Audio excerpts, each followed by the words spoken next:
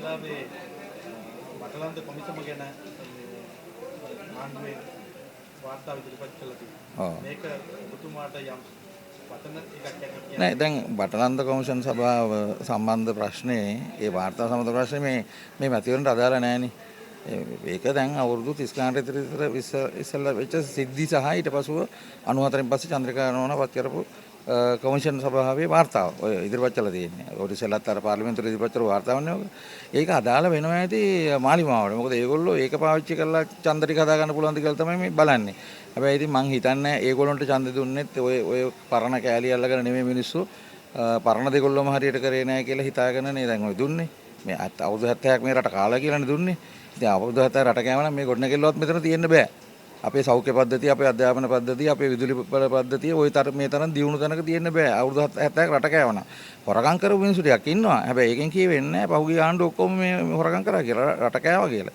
රට කෑවනම් පාසල් 10000ක් තියෙන්න බෑ අද වෙනකොට. පෞද්ගලික පාසල් පද්ධතියක් තියෙන්න බෑ. පෞද්ගලික විශ්වවිද්‍යාල තියෙන්න බෑ. රජයේ විශ්වවිද්‍යාල 19ක් තියෙන්න බෑ. 99%කටම ගෙවල් වලට විදුලිය තියෙන්න බෑ. හරි. දැන් අද තොইল පවිල් නැත්තේ ඇයි? පාරවල් වල රැයට හැමතැනම තොටු පොළ වලයි මේ හැමතැනම ලයිට් තියෙනවා. අර යක්කු ටික නෑ. අතුරුදහන් වෙලා මොකද මේ විදුලි බලය තියෙන හැමතැනම. ඉතින් ඒක පිළිගන්න ඕන මේ රටවල් වෙනස් කරලා තියෙන්නේ. හැබැයි සමහරව හොරගම් කරා ඒක ඇත්ත. ඉතින් ඒවා ඉතින් අල්ලන කිව්වට තාම මොනවත් පටන් අරගෙනවත් නැහැ.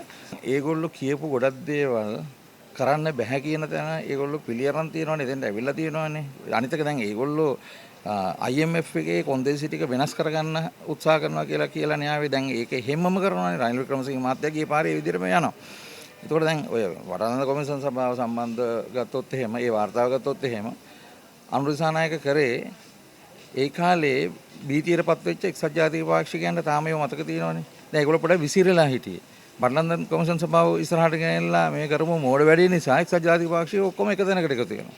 ඒගොල්ලෝ කරගත්ත ලොකු මෝඩකම තමයි ඒක. මොකද ඒ හැමෝටම ඒ කාලේ තමන්ගේ පවුල් වලට තමන්ගේ පවුලේ කාට හරි එහෙම නැත්නම් තමන්ගේ සාමාන්‍ය ජීවිත වලට ඒ යුද්ධය ඇතුළේ බලපෑම් වුණා විශේෂයෙන්ම එක්සත් ජාතික පක්ෂයේ අයට සහ ජනතා විමුක්ති පෙරමුණේ අයට.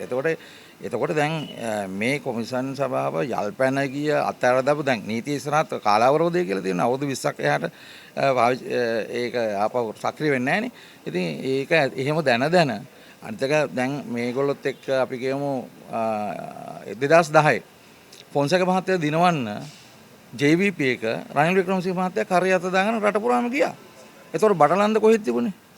හරි 2015 ආපහු මෛත්‍රියව දිනවන්න ජනතා විමුක්ති පෙරමුණ වැඩ කරනකොට මේ බටලන්ද තිබුණේ නැහැ. ඔය කිසිම අතරමැදි දැන් මමත් හිටියනේ කාලයක් ජනතා විමුක්ති පෙරමුණේ 1994න් පස්සේ විවෘත දේශපාලනයට එන්න පුළුවන්කම ලැබුණේ ඒගොල්ලෝ සමහරේ තිබුණ ආණ්ඩුත් ස්වයං වේචනය කරගෙන මේගොල්ලන්ට ඉඩ අරින්න ඕන කියලා හිතන්නත් ඇති. කොහොම වුණත් ඒක ඇතුලේ අපිට එළියට එන්න පොළොව යට ඉඳලා කැලේ ඉඳලා එළියට එන්න ඕනකම තිබුණා. ඉතින් මේ අවස්ථාව අපිට දුන්නා ඇත්තරම. අපි අත්අඩංගුවට ගන්න ගියේ නෑනේ. ඩී.බී.ජතුංග මහත්තයා අපි එළියට එනකොට අපි අත්අඩංගුවට ගන්න ගියේ නෑ. අපි ප්‍රජාතන්ත්‍රවාදී ප්‍රවාහයට නැවත එන එක හොඳයි කියන පදනමින් තමයි 94 ඡන්දෙදී අපිට එළියට වෙලා වැඩ කරන්න පුළුවන්. මම ඒතකොට ජනතා විමුක්ති පෙරමුණේ ප්‍රධාන ලේකම්. හරි ඒක එහෙම පුළුවන් වුණේ ඒ නිසා. ඒක මම හිතේ දෙපැත්තම අඩිය පස්සට අරගෙන යම් සමාදානයකට ආපු නිසා තමයි එතන සිට ජනතා විමුක්ති පෙරමුණට නැවත එලිමහනේ දේශපාලනය කරන්න පුළුවන්කම ලැබුණේ. ඉතින් ඒ නිසා තමයි ජනතා විමුක්ති පෙරමුණට තුළ නැතිවෙච්ච මනෝභාවයක් තිබුණා මේ තත්ත්වය ආරක්ෂා කරගෙන ඉස්සරහට යන්න ඕන නිසා. නැත්තම් අපිට සාක්ෂි තිබුණා එළිය කන්දේද කොළඹ නීති පීඨයේද එහෙම නැත්නම් බටලන්දේද එහෙම නැත්නම් අනුරාධපුරයේ කොරකෑව කැම්ප් එකේද එහෙම නැත්නම් පාන්දුර පොලිසිය මරපුවා ඒ ඔක්කොම අපිට සාක්ෂි තිබුණා. ඒ සාක්ෂිත් අරගෙන අපි අධිකරණයට ගියේ නෑනේ ජනතා විමුක්ති පෙරමුණ විදියට ඒ කාලේ. ඇයි? අපිට ප්‍රජාතන්ත්‍රවාදී පහට එන්න අවස්ථාව ලැබිලා තිබුණා. ඒකයි.